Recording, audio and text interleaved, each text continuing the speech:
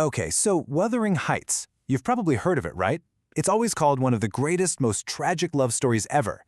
But what if I told you it's really a story about brutal revenge, social climbing, and a ghost story so genuinely chilling it kicks the entire plot into gear?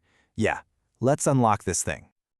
Our source for this deep dive is, of course, Emily Bronte's masterpiece itself. And this is a novel that doesn't ease you in. Oh no, it throws you right into a storm of passion and cruelty from page one. And it all starts with a very, very bad first impression. You know, this is actually one of the first lines of the book. It's our narrator, a guy named Lockwood, describing his new neighborhood out on the wild English moors. He thinks he's found the perfect spot to get away from everyone. He has absolutely no idea what he's just stumbled into. So our guy Lockwood, he wants to be a good neighbor.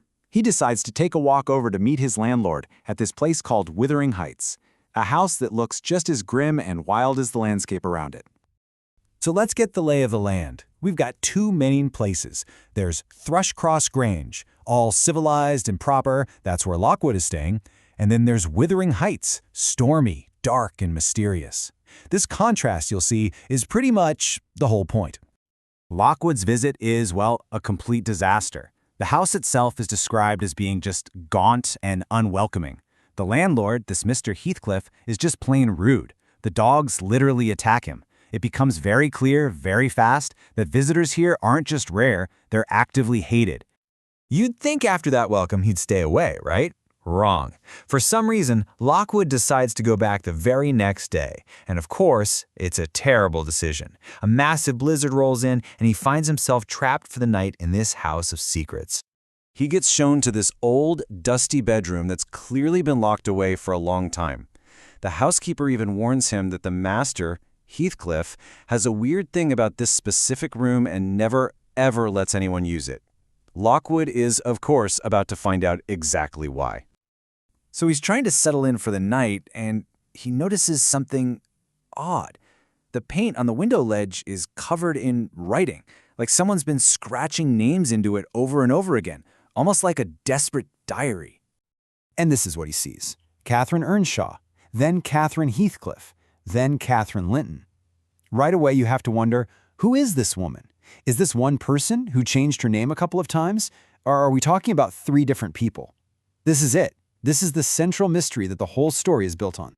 With all those names just swirling around in his head, Lockwood eventually drifts off into this absolutely terrifying nightmare. He dreams that a freezing cold tiny hand grabs him right through a broken window. It's a child, a ghost, and it's begging him to let it in from the storm. And its voice is just heartbreaking. It sobs that its name is Catherine Linton and that it's been lost out on the moors for 20 years. Lockwood is so terrified that he does something awful.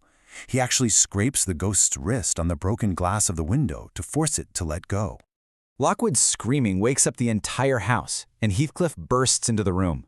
But when Lockwood, terrified, tells him about the dream, Heathcliff's reaction is not what you'd expect.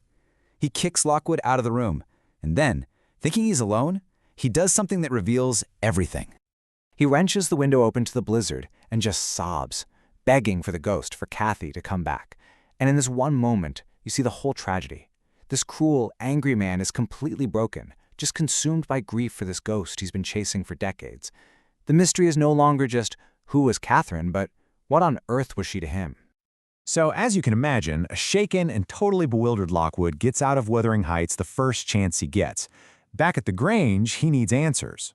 So he asks his housekeeper, a woman named Nellie Dean, who actually grew up at Wuthering Heights, to tell him the whole story.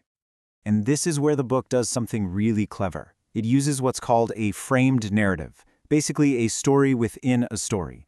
The whole perspective is about to shift. Nellie Dean is our new narrator, and she's about to take us back in time 30 years to explain how this whole tangled, tragic mess ever began. Nellie's story doesn't start with a romance. It starts with an act of charity, an orphan brought in from the cold, an act that will end up destroying an entire family. So it all starts when old Mr. Earnshaw, the original owner of the Heights, finds this starving orphan boy in Liverpool and brings him home. He gives him just one name, Heathcliff, and his daughter, Catherine, and this boy become like two halves of the same soul, but her brother, Hindley, hates him, And when the old man dies, Hindley gets his revenge, basically turning Heathcliff into a farmhand. And this all leads us to a massive turning point. One night, Catherine and Heathcliff, still just these wild kids running around the moors, escape from Hindley's abuse and stumble onto a world that's going to tear them apart for good. Where do they end up? At Thrushcross Grange. Yep, the same fancy house Lockwood is now renting. And they peek through the windows and see the Linton children, Edgar and Isabella, living this life of pure, pampered, and quiet luxury. And just look at this contrast. It's pulled right from the book. Wuthering Heights is all primitive, dark, and passionate. It has old guns hanging over the fireplace. The Grange, on the other hand, is a splendid place, with crimson carpets and chandeliers. It's society, it's wealth, it's everything that Heathcliff isn't. Well, their spying mission goes wrong. The Lintons' dog bites Catherine on the ankle, and while Heathcliff is thrown out like a piece of trash, the Lintons recognize Catherine and take her in to recover. This is it. This is the exact moment their paths start to split. Those 5 weeks that Catherine spends at the Grange, they do way more than just heal her ankle. They completely change her. They introduce this wild girl from the moors to the idea of social status, refinement, and a different kind of life. You can just see the transformation here. I mean, she leaves Wuthering Heights as this wild kid, and she comes back as a proper young lady in a silk dress. She's had a taste of a different world, and it has changed everything for her. And their reunion? It's a disaster. She comes back, and Heathcliff, who's been treated even worse while she was gone, is dirtier than ever. And, without even thinking, she laughs at how funny and grim he looks. To Heathcliff, this is the ultimate betrayal. And his response is just pure, defiant pain. He sees that a social wedge has just been driven right between them. She chose the world of the Grange over their world at the Heights, and in that moment, he rejects it and her completely. And this question, this is what sets up the entire tragedy of the book. It's not just a love story. It's a raw, brutal look at how social ambition and class can absolutely poison even the deepest bond between two people.